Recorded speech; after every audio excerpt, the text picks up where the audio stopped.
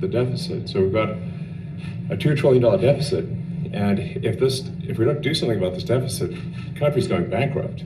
I mean, it's really astounding that the interest payments alone on the national debt exceed the Defense Department budget, which is shocking because we spend a lot of money on defense, but and if that just keeps going, we're essentially going to bankrupt the country. So what I really want to say is, like, it's not optional for us to reduce the federal expenses. It's essential. It's essential for America to remain solvent as a country, and it's essential for America to have the resources necessary to provide things to its citizens and not simply be servicing vast amounts of debt.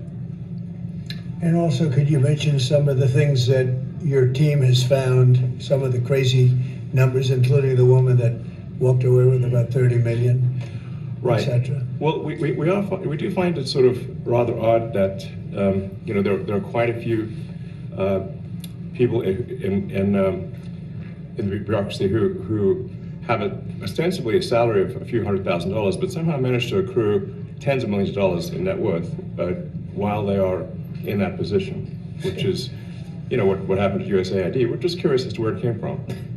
Maybe they're very good at investing, in which case we should take their investment advice, perhaps. But just there seems to be mysteriously they get wealthy. We don't know why. Where does it come from? And I think the reality is that they're getting wealthy at the taxpayer expense. That's the honest truth of it. So we're looking at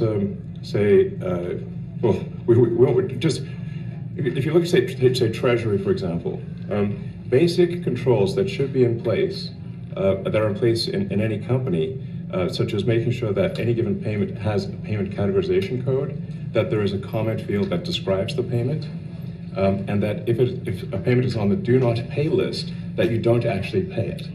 None of those things are true currently. So the reason that departments can't pass audits is because the payments don't have a categorization code. It's like just a massive number of blank checks just flying out the building. So you can't reconcile blank checks. You've got comment fields that are also blank, so you don't know why the payment was made. And then we've got this truly absurd, a do not pay list, which can take up to a year for an organization to get on the do not pay list. And this, we're talking about terrorist organizations, we're talking about known fraudsters, known aspects of waste, known things that do not match any congressional appropriation, can take up to a year to get on the list. And even once on the list is not used. It's mind-blowing. So what we're talking about here, we're really just talking about adding common sense controls that should be present, that haven't been present.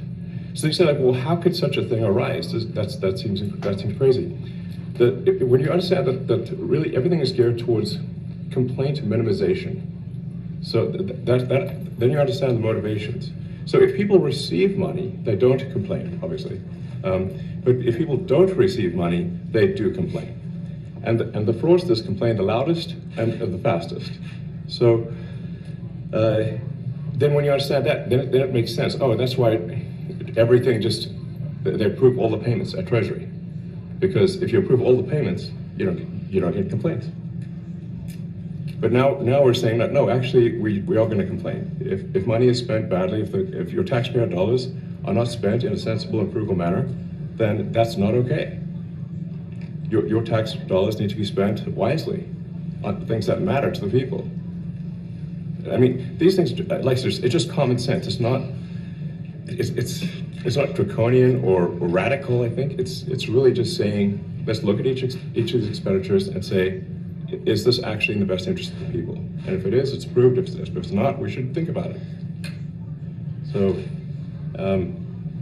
there's crazy things like just cursory examination of Social Security, and we've got people in there that are 150 years old. Now, do you know anyone who's 150? I don't. Okay. They should be on the Guinness Book of World Records. They're missing out. So, that's a case where, like, I think they're probably dead. It's my guess. Or they should be very famous, one of the two. And then there's a whole bunch of Social Security payments where there's no identifying information. Well, like, why is there no identifying information? Obviously, we want to make sure that people who deserve to receive Social Security do receive it. And and that they receive it quickly and accurately. Also, another crazy thing. So, you know, one of the things is like we are trying to sort of right-size the federal bureaucracy, just make sure that this, obviously there needs to be a lot of people working for the federal government, but not as many as currently. So we're saying, well, okay, well, let's, if people can retire, you know, with full benefits and everything, that would be good. They can retire, get their retirement payments, everything. And then we were told, this is actually, I think, a great anecdote, because we were told no, the most number of people that could retire possibly in a month is 10,000. We're like, well, why is that? Well, because all the retirement paperwork is manual on paper. It's manually calculated, then written down on a piece of paper. Then it goes down a mine. And I'm like, what do you mean a mine? Like, yeah, there's a limestone mine where we store all the retirement paperwork. And you look at a picture of this mine. We'll post some pictures afterwards. And this mine looks like something out of the 50s because it was started in 1955. So it looks like it's like a time warp. And then the speed, the limiting factor is the speed at which the mine shaft elevator can move determines how many people can retire from the federal government. And the elevator breaks down sometimes, and then nobody can retire. Doesn't that sound crazy? There's like 1,000 people that work on this. So I think if we take those people and say, like, you know what, instead of working in a mine shaft and carrying manila envelopes to, you know, boxes in a mine shaft, you could do practically anything else, and you would add to the goods and services of the United States in a more useful way.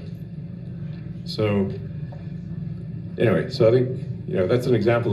Like at a high level, if you say, like, how do we increase prosperity? Is we get people to shift from roles that are low to negative productivity to high productivity roles.